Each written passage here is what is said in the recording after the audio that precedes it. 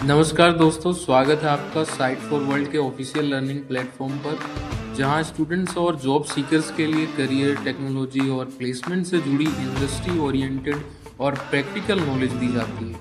अगर आप अपनी स्किल्स को नेक्स्ट लेवल तक ले जाना चाहते हैं, तो आप बिल्कुल सही जगह पर आए हो। चलिए शुरू करते हैं आज का इम्पोर्टेंट सेशन। नमस्ते स्टूडेंट्स। तो आज का टॉपिक है हाई अवेलेबिलिटी और स्केलेबिलिटी। सुना है ना ये वर्ड्स?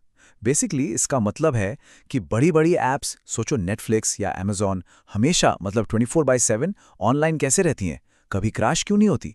चलो आज इसके पीछे का जो पूरा सिस्टम डिज़ाइन है ना, उसको आसान भाषा में समझते हैं। सोचो आपका जो भी फेवरेट ऐप है वो हमेशा चलता है, सुबह हो, शाम हो या रात। कभी सोचा है कि ये कैसे पॉसिबल है? ये कोई मैजिक ट्रिक नहीं है, इसके पीछे है सॉलिड इंजीनियरिंग, और आज हम लोग इसी इंजीनियरिंग को डिकोड करने वाले हैं। तो माइंड इधर ही है ना, वो मोबाइल साइड में तो नहीं है। देखो बहुत इंटरेस्टिंग कॉन्सेप्ट्स आने वाले हैं, इसलिए पूरा फोकस चाहिए। चलो शुरू करते हैं फिर। ओके, तो ये है आज का अपना रोड मैप। सबसे पहले हम इस कहानी के विलेन से मिलेंगे, यानी डाउन टाइम। फिर हम सीखेंगे कि सिस्टम को बिना रोके अपडेट करने का मैजिक क्या होता है। उसके बाद लाखों करोड़ों लोगों के लिए सिस्टम को स्केल कैसे करते हैं, उसको हेल्दी कैसे रखते हैं, और हाँ, सबसे इंपॉर्टेंट, अगर सब कुछ फेल हो जाए तो उसके लिए एक अल्टीमेट रिकवरी प्लान कैसे बनाते हैं। रेडी हो इस एडवेंचर के लिए? चलो तो सबसे पहले ना प्रॉब्लम की जड़ को समझते हैं। हर सिस्टम का एक ही सबसे बड़ा दुश्मन है, डाउन टाइम।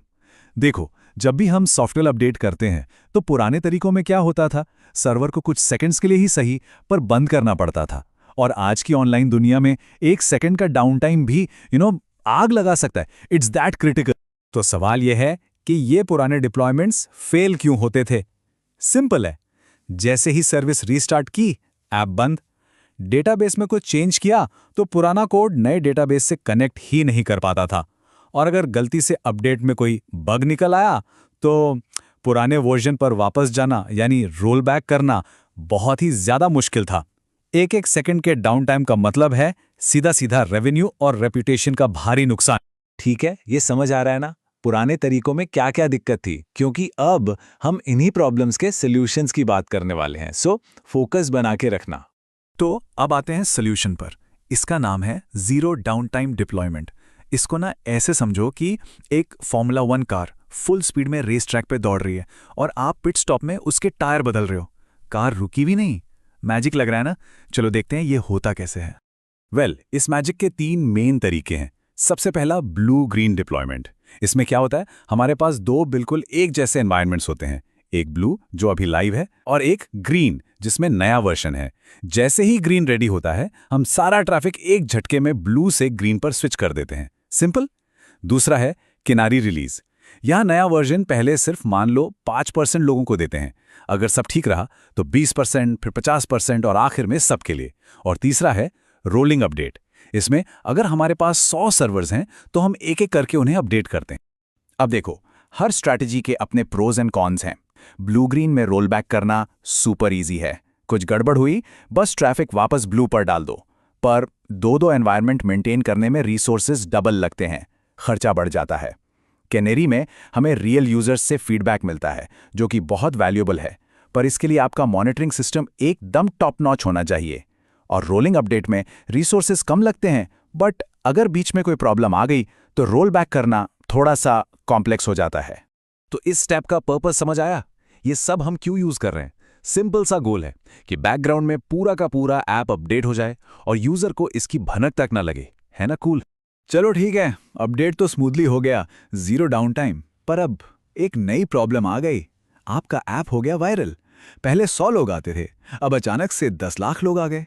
सिस्टम इतना लोड कैसे झेलेगा? अब बात करते हैं स्केलिंग की। स्केलिंग के ना बेसिकली 2 तरीके हैं। पहला है वर्टिकल स्केलिंग, यानी स्केल अप। इसमें हम एक ही सर्वर को और पावरफुल बना देते हैं, उसमें और सीपीयू और रैम लगा देते हैं। सिंपल भाषा में जैसे एक ब्रिज को तोड़ के उसकी जगह एक और मजबूत ब्रिज बना देना। दूसरा, जो कि आजकल ज्यादा पॉपुलर है, वो है हॉरिजॉन्टल स्केलिंग, यानी स्केल आउट। इसमें हम और सर्वर्स ऐड करते जाते हैं लोड को बांटने के लिए, जैसे एक बिजी हाईवे पर और नई लेन्स बना देना। ये ब्रिज और हाईवे वाला एग्जाम्पल क्लियर हुआ ना? लेकिन जब हम हॉरिजॉन्टल स्केलिंग करते हैं, मतलब बहुत सारे सर्वर्स लगा देते हैं, तो एक सवाल उठता है, इतने सारे सर्वर्स को मैनेज कौन करेगा? कौन डिसाइड करेगा कि यूजर की रिक्वेस्ट किस सर्वर पे जानी चाहिए? यहां एंट्री होती है हमारे सिस्टम के ट्रैफिक कॉप की, जिसे कहते हैं लोड बैलेंसर। ये आने वाली सारी रिक्वेस्ट्स को अलग अलग सर्वर्स पर इस तरह से बांटता है कि कोई एक सर्वर बेचारा ओवरलोड ना हो जाए। लॉजिक समझ आया या सिर्फ देख रहे हो? लोड बैलेंसर का रोल एकदम क्लियर है ना? ये सिर्फ ट्रैफिक को आगे नहीं धकेलता, बल्कि बहुत स्मार्टली उसे डिस्ट्रीब्यूट करता है, ताकि सब सर्वर्स आराम से सांस ले सकें और हमारा ऐप एकदम फास्ट चलता रहे। ओके, तो सर्वर्स स्केल हो गए, लोड बैलेंसर ट्रैफिक भी मैनेज कर रहा है, सब बढ़िया चल रहा है।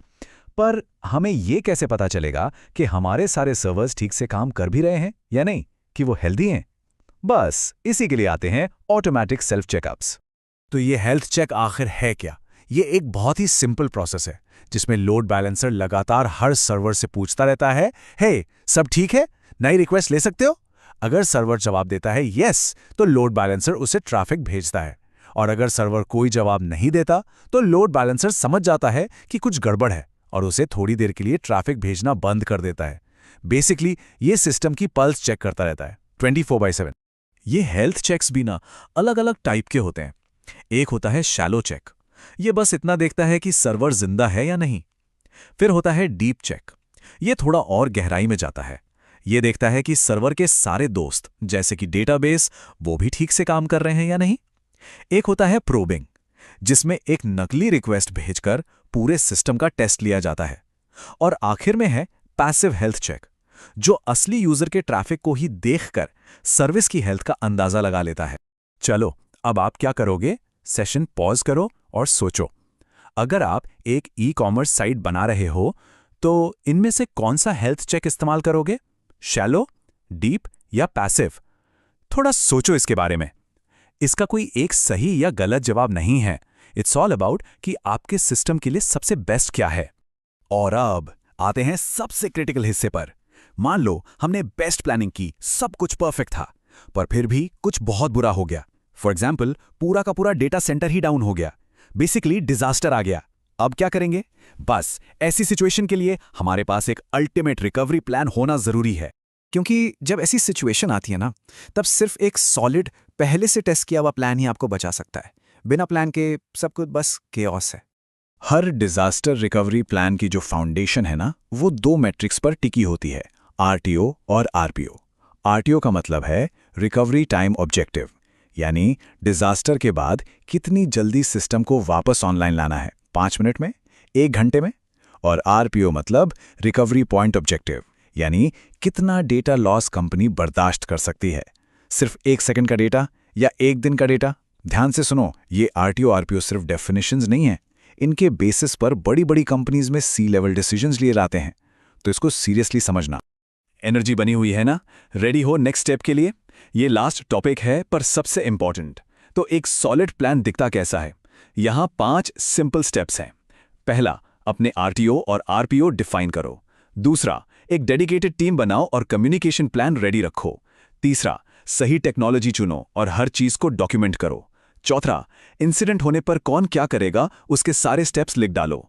और पांचवां, सबसे जरूरी, और इसको कभी मत भूलना, अपने प्लान को रेगुलरली टेस्ट करो, क्योंकि a plan that is tested is just a guess. अगर इंटरव्यू में पूछा गया तो बता पाओगे? ये 5 स्टेप्स इंटरव्यू के लिए गोल्ड हैं। अगर आपसे पूछा गया what are the key components of a disaster recovery plan, तो क्या इन 5 पॉइंट्स को कॉन्फिडेंटली एक्सप्लेन कर पाओगे? ये कॉन्सेप्ट्स आपको भीड़ से अलग खड़ा कर देंगे, ट्रस्ट मी। तो आज हमने क्या सीखा? हमने ये सीखा कि जीरो डाउन टाइम कोई जादू नहीं है। ये एक सोची समझी डिजाइन, स्मार्ट ऑटोमेशन और इंफ्रास्ट्रक्चर को कोड की तरह ट्रीट करने का नतीजा है। समझ आया? सब क्लियर है? अब आपका काम है इन कॉन्सेप्ट्स को रियल वर्ल्ड एग्जाम्पल से जोड़ो, सोचो और प्रैक्टिस करो। अगर कोई भी डाउट है तो कमेंट सेक्शन में जरूर बताना।